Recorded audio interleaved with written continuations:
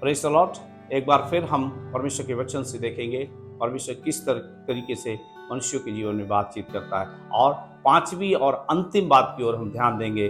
परमेश्वर हमारे जीवन के अंदर अनुभव के द्वारा परमेश्वर हमसे बातचीत करता है। कैसे?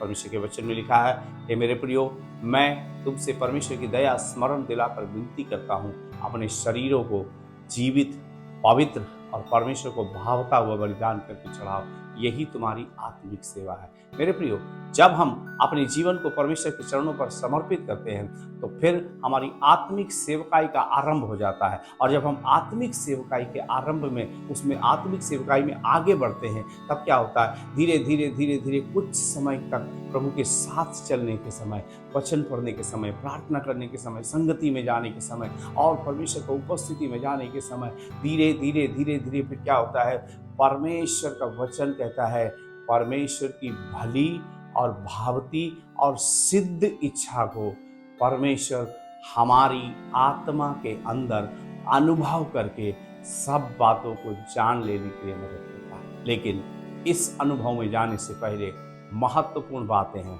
अपने शरीर को परमेश्वर के चरणों पर समर्पित करना। कैसे?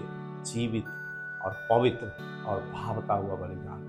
जैसा परमेश्वर चाहता है वैसा अपने शरीर को परमेश्वर की महिमा के लिए समर्पित करें। और अपने शरीर के द्वारा परमेश्वर की महिमा करने के समय मैं आपसे सच बात बोलना चाहता हूँ, जब एक लंबे समय तक आप परमेश्वर के साथ चलेंगे, अपने शरीर को समर्पित करेंगे, शरीर के द्वारा प्रार्थना, दुआ, वचन और परमेश्वर की संगति में बढ़ेंगे और शरीर के द्वारा परमेश्वर की महिमा करेंगे, तब धीरे धीरे धीरे आपके शरीर के द्वारा जब परमेश्वर की आत्मिक सेवकाई होने लगेगी, तब पवित्र आत्मा अपने अनुभव के द्वारा आपके जीवन से बातचीत करने लगेगा। और फिर क्या होगा? फिर आपके अंदर जो अनुभव होगा, वो अनुभव आपको परमेश्वर की इच्छा आपकी आत्मा में जान लेने के लिए मदद करेगी। एक महत्वपूर्ण बात मेरे प्रिय मैं बोलना चाहता हूँ, इन 5 बातों को हमने परमेश्वर के वचन में से देखा, लेकिन 5 बातों में से सारी बातों के अंदर परमेश्वर आपकी आत्मा से ही संपर्क करेगा, क्योंकि वचन में ऐसा लिखा है, परमेश्वर आत्मा है और अवश्य है कि उसका भजन करने वाले आत्मा और सच्चाई के साथ परमेश्वर का भजन करें। जो आत्मा और सच्चाई के साथ परमेश्वर का भजन करते हैं और करते ही जाते हैं, क्योंकि परमेश्वर किसी भी मनुष्य को थोड़े समय की भक्ति, थोड़े समय की प्रार्थना, थोड़े समय की आराधना, थोड़े समय का समर्पण, थोड़ा समय प्रभु का वचन पढ़ना, थोड़ा समय चर्च में जाना, थोड़ा समय आराधना करना, इन बातों से कोई भी परमेश्वर की भली भावती और सिद्ध इच्छा को नहीं जान सकता।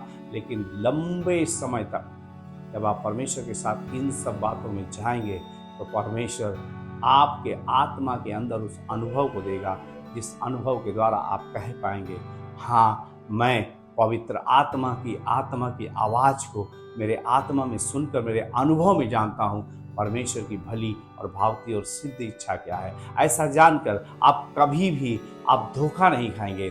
परमेश्वर आपको न तो कभी छोड़ेगा, न तो कभी आपको त्यागेगा। आपके संकट के समय, आपके कष्ट के समय, आपका बीमारी के समय, हर क्षेत्र में परमेश्वर आपके जीवन के अंदर अपने अद्भुत कार्य को करेगा। और आपको किसी से कुछ पूछने की, किसी से कुछ बताने की जरूरत नहीं, परंतु अपनी आत्मा के अनुभव के द्वारा परमेश्वर की भली, भावती और सिद्ध इच्छा को जानकर अपने आप में परमेश्वर की महिमा में आप बढ़ते चले जाएंगे। इसलिए मेरे प्रियो, परमेश्वर आपकी आत्मा में अपने अनुभव को डालेगा और आपके अनुभव के द्वारा परमेश्वर आपसे बात करेगा, ताकि परमेश्वर आपके जीवन के हर क्षेत्र को अपनी महिमा से परिपूर्ण करे। अपनी आंखें बंद करेंगे, प्रार्थना करें।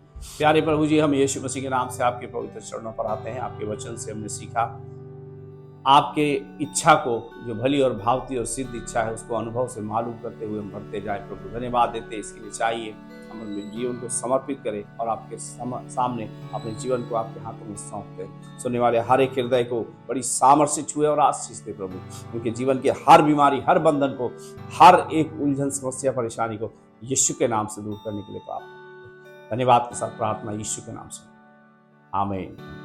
प्रभु आपके जीवन को आशीष दे।